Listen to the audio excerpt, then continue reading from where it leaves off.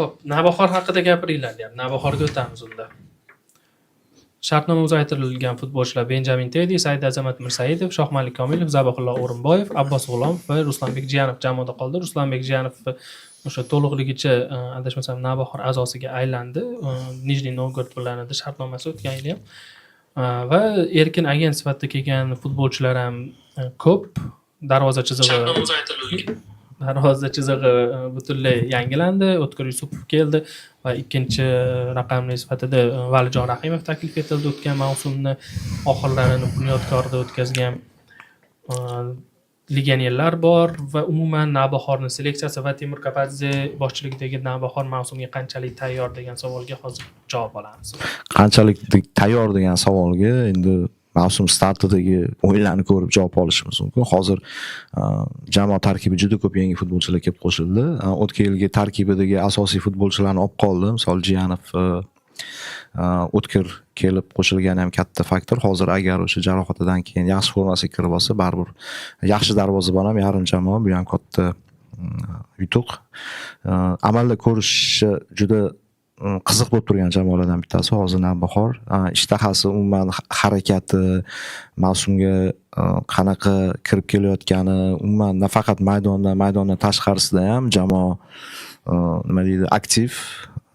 Shuning uchun bemalol uchtalikka kirishi mumkin bo'lgan jamoalarga sovrinlar o'rinlar uchun kurashadigan jamoalar orasiga qo'shish mumkin. Navbahor faqat o'sha qiziqtirayotgan jihat bu yangi jamoa, yangilangan jamoa, yangi murabbiy qo'l ostidagi Navbahor qanaqa bo'lishini o'sha mavsumni dastlabki o'yinlarini kuzatib bir baho bersak, menimcha to'g'ri bo'ladi. Hozirdan hech narsa deya olmayman Navbahor. Umuman o'sha tarkibga jalb qilingan futbolchilarga qaraydigan bo'lsak, baribir bitta bo'shroq pozitsiya bor-da.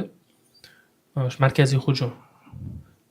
Husayn Norchayev jarohat katta ehtimol bilan ikkinchi davra boshlariga tayyor bo'lsa kerak va Katlondo Kati bor, bu ham anchadan beri amaliyotsiz bo'lmagan futbolchi. Hozir bitta nom qolyapti, bu Zabihullo O'rinboyevdi. Ikkinchi mavsum boshigacha baribir Norchayevdan foydalana olmasa kerak jamoa. Chunki hozirda tezroq qaytadi deyishyapti. Abi startda o'tkazib yuboradi. Startda aniq o'tkazib yuborishi 1.5 oy, 2 oy, keyingi oylardan individual o'sha mashg'ulotga kirishadi degan xabarlar chiqdi. Endi baribir kech. Chunki qaytgandan keyin misol aprel oylariga qaytadigan bo'lsa, mayda o'sha chempionat bir to'xtaydi. Bu ham misol dastlabki qismida deylik, yordam bera olmasligi qimmatga tushishi mumkin. Ya'ni bunaqa markaziy hujumchi olmadi. Ya'ni aynan bu bilan raqobatlasha oladigan aynan buni chizig'ida misol uchun ani yangi kelgan futbolchisini bilmaymiz, shuning uchun aynan markaziy hujumda muammosi bor. Endi Navbahor bo'yicha nima deyishim mumkin? Avvalambor muxlislar juda talabchan. Har bitta o'yinda yutuq bo'lishini xohlashadi. Bu endi tabiiy hol. Timur Ro'ziga keladigan bo'lsa, endi to'g'ri Olimpikda ishladi, lekin u yerda tarkib ham, o'yinchilar ham yoshroq edi. U yerda eng asosiy vazifa o'yinchilarni rivojlantirib, o'sha Olimpiya terma jamoasiga tayyorlash edi. Endi natija birlamchi emasdi, shuning uchun nisbatan osonroq bo'lgan. Osonroq bo'lgan, davleniya bo'lmagan, bosim bo'lmagan. Endi hozir ko'ramiz, misol Navbahorda qanaqa. Endi bosim bo'ladi, aniq yomoni bo'ladi. Aniq bo'ladi. Bu tabiiy hol. Bu narsa ham yaxshi, bosim bo'lganda ham ishlash qiziqroq bo'ladi deb o'ylayman har bitta murabbiyga. Tarkib bo'yicha har bitta pozitsiyaga o'ylab o'yinchilar olingan ko'rinib turibdi. O'sha sezon baribir hammasini sezon ko'rsatadi.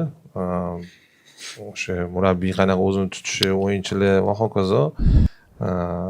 Endi Chempion Liga kurasha oladimi yo'qmi, bir narsa deya olmayman.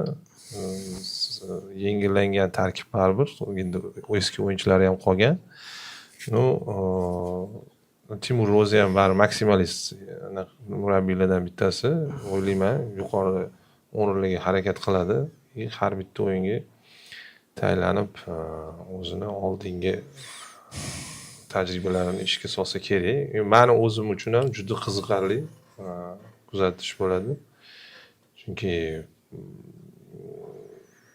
sborniyda terma jamoada ishlash bitta, a klubda ishlash umuman boshqa narsa. Haqiqatdan Navbahorni o'yinlarini kutayotganlar ko'p. Umuman o'tgan mavsumdagi natija, o'tgan mavsumdagi ko'rsatgan o'yindan keyin baribir bu yil ancha o'zgarish bo'ldi. Tarkibda ham, murabbiylar shtabida ham. Shuning uchun bu yil biz o'sha avvalgi yillardagi Navbahordan ham kuchli jamoani ko'rishni xohlaymiz.